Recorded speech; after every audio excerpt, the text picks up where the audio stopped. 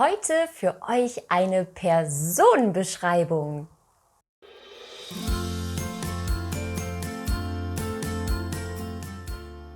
Hallo, guten Tag und herzlich willkommen auf meinem Kanal German Fräulein. Heute lese ich euch eine Personenbeschreibung vor. Los geht's!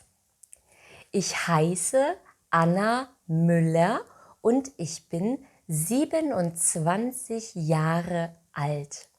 Ich bin 1,57 Meter groß und habe lange blonde Haare und blaue Augen. Meine Schuhgröße ist 37. Meine Konfektionsgröße ist 32. Ich habe einen Ring in der Nase, man sagt auch Nasenpiercing. Ohrringe habe ich auch. Ich wohne in der Gartenstraße 15 in Berlin.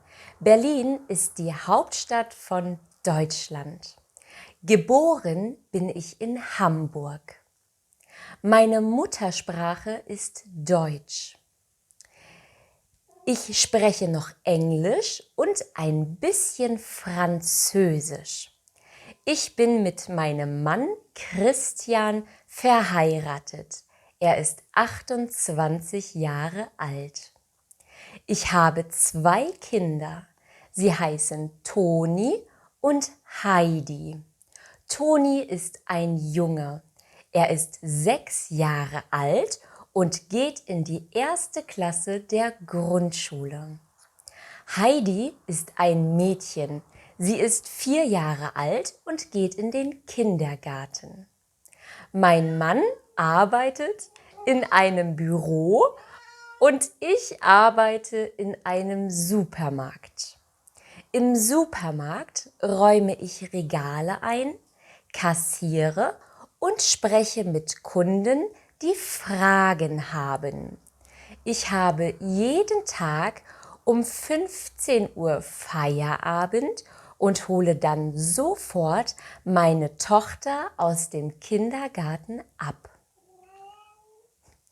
Meine Hobbys sind Spazieren, Lesen, Musik hören, Tanzen und Fahrradfahren. Ich fahre auch sehr gerne in den Urlaub. Am liebsten mag ich campen und zelten. Manchmal sehe ich aber auch gerne einfach fern, um ein bisschen zu entspannen. Meine Lieblingsfarbe ist Rot und meine Glückszahl ist die 7. Ich mag keine unfreundlichen Menschen und den Duft von Kokos mag ich auch nicht. Meine Mutter heißt Elisabeth und mein Vater heißt Friedrich.